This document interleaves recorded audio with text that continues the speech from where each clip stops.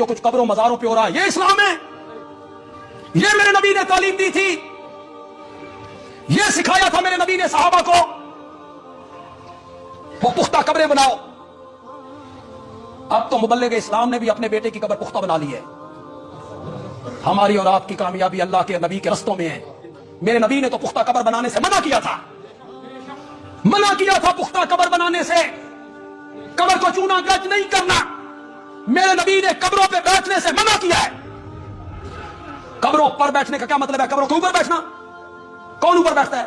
قبر کے اوپر چڑھ کے کون بیٹھتا ہے؟ یہ کرسیاں ڈال کے قبروں کے گردا گرد بیٹھنا میرے نبی نے اس سے منع کیا۔ جاؤ حدیث کی کتابیں پڑھو، جاؤ مشکات اٹھاؤ، مسند احمد اٹھاؤ۔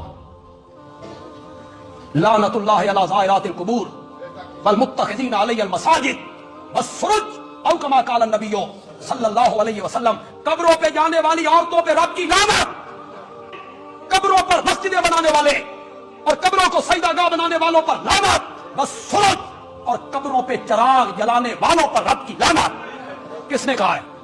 زور سے بولو، زور سے بولو، کس نے کہا ہے؟ میرے آقا نے کہا ہے۔ لائیے کسی کے پاس دلیل ہے تو، کسی نے چادر چڑھائی ہو دلیل لائیے، کسی نے پھول کی پتی پھینکی ہو دلیل لائیے، کسی نے عرس کروایا ہو دلیل لائیے۔